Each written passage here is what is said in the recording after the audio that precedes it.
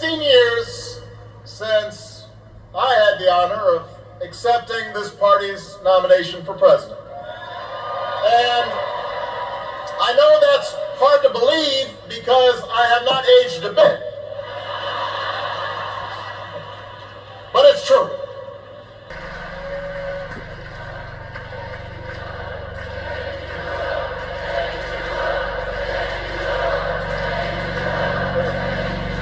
Now, the torch has been passed. Now it is up to all of us to fight for the America we believe in. And make no mistake, it will be a fight. For all the incredible energy we've been able to generate over the last few weeks, for all the rallies and the memes, this will still be a tight race in a closely divided country. A country where too many Americans are still struggling. Where a lot of Americans don't believe government can help. And as we gather here tonight, the people who will decide this election are asking a very simple question. Who will fight for me? Who's thinking about my future, about my children's future, about our future together?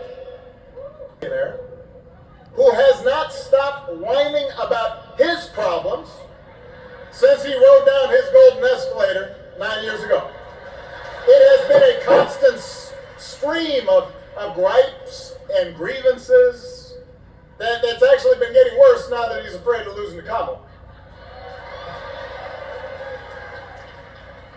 There's the childish nicknames, the crazy conspiracy theories, this weird obsession with crowd sizes.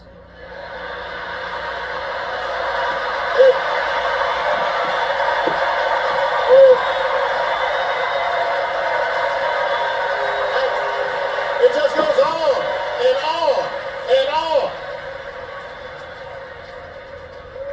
The other day I heard someone compare Trump to the neighbor who keeps running his leaf blower outside your window every minute of every day.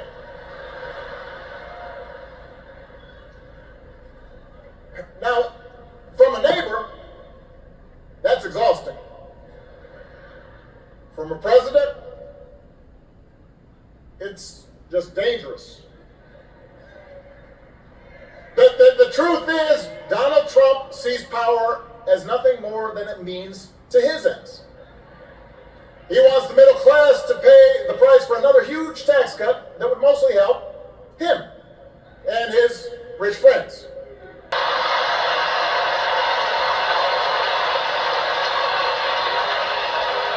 He doesn't seem to care if more women lose their reproductive freedom, since it won't affect his life. And most of all, Donald Trump wants us to think that this country is hopelessly divided between us and them, between and the outsiders who don't.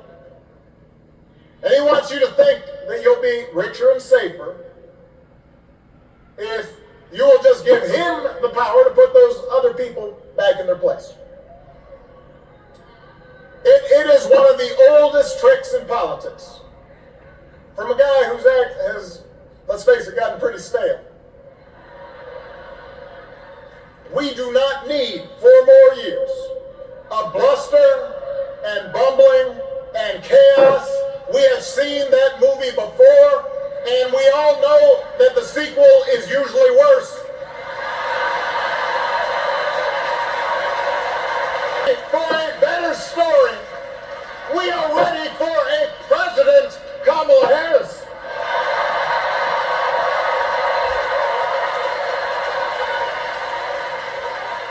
Spent her life fighting on behalf of people who need a voice and a champion. As you heard from Michelle, Kamala was not born into privilege. She had to work for what she's got. And she actually cares about what other people are going through. She's not the neighbor running the leaf blower. She's the neighbor rushing over to help when you need a hand. Me and my administration hard to make sure homeowners got a fair settlement.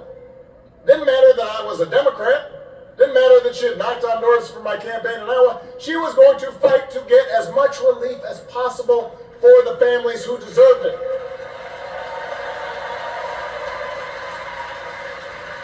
Jim is the kind of person who should be in politics.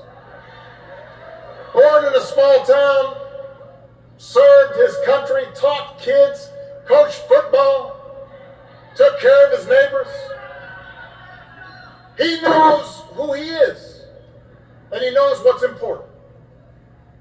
You can tell those flannel shirts he wears don't come from some political consultant. They come from his closet, and they have been through some stuff.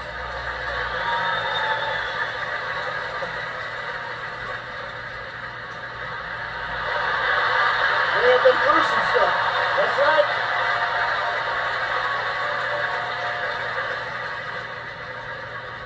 A story that says we are all created equal.